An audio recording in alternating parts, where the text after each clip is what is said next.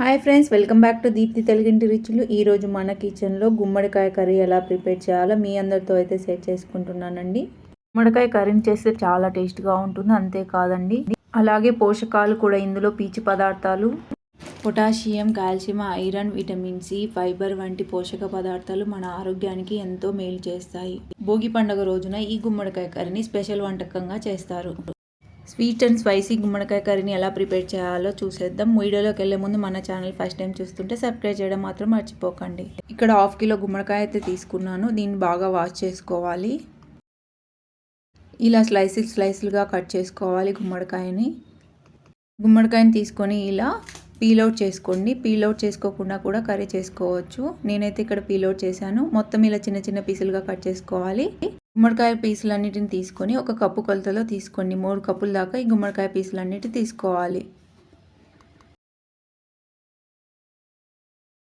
3 కప్పుల గుమ్మడికాయకి ఇక్కడ నేను 6 టేబుల్ స్పూన్ నువ్వులు అయితే తీసుకున్నాను. ఒక్కొక్క గుమ్మడికాయ కప్పుకి 2 టేబుల్ స్పూన్ నువ్వులు తీసుకోవాలి. తీసుకొని పక్కకు పెట్టుకోవాలి. బెల్లం కూడా అంత తీసుకోవాలని 3 కప్పుల గుమ్మడికాయ పీసులకి 6 టేబుల్ స్పూన్ బెల్లం తీసుకోవాలి. ఇప్పుడు నువ్వులను బెల్లంను వేసి మిక్స్ జార్లో వేసుకొని బాగా గ్రైండ్ చేసుకోవాలి. ఇలా మెత్తగా గ్రైండ్ చేసుకోవాలి. గ్రైండ్ చేసి సైడ్ ఉంచేయండి.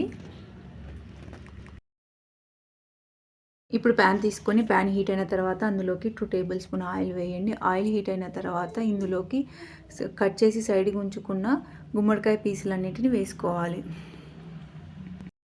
గుమ్మడికాయ పీసులన్నిటిని వేసి స్లోగా మిక్స్ చేయండి.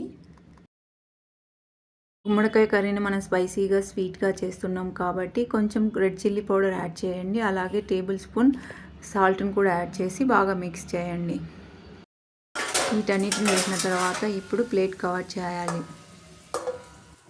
ప్లేట్ కవర్ చేసి ప్లేట్ ఓపెన్ చేసిన తర్వాత 2 మినిట్స్ తర్వాత మనకైతే ఇలా లైట్గా కుక్ అవ్వడం స్టార్ట్ అయ్యింది. మరొకసారి ఇలా మిక్స్ చేసి మరొకసారి ప్లేట్ కవర్ చేయాలి. 3 మినిట్స్ పాటు ఇలా ప్లేట్ కవర్ చేసి ఉంచుకోవాలి.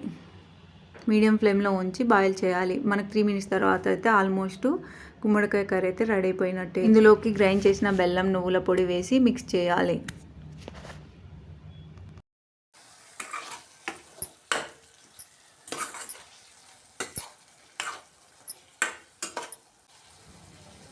ఇందులో వాటర్ అయితే యాడ్ చేయాల్సిన అవసరం లేదండి.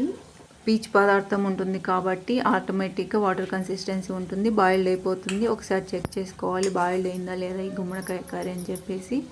బాయిల్డ్ కాకుంటే ఒక 2 మినిట్స్ మళ్ళీ ఫ్రై చేసుకోండి. లేదు బాయిల్డ్ అయిందనుకోండి గ్యాస్ ఆఫ్ చేయండి. ఇంతేనండి, చాలా సింపుల్గా గుమ్మడికాయ కర్రీని అయితే ప్రిపేర్ చేయవచ్చు. ఎక్కువ ఇంగ్రీడియంట్స్ అవసరం లేదు. స్పైసీగా స్వీట్గా ఈ గుమ్మడికాయ కర్రీ అయితే రెడీ అయిపోయిందండి. ఈ వీడియో మీ అందరికైతే నచ్చిందని నేను అనుకుంటున్నానండి. నచ్చితే లైక్ చేయండి, కామెంట్ చేయండి, షేర్ చేయండి. మరిన్ని న్యూ రెసిపీస్ కోసం మన ఛానల్ సబ్స్క్రైబ్ చేయడం మాత్రం మర్చిపోకండి. Thank you for watching.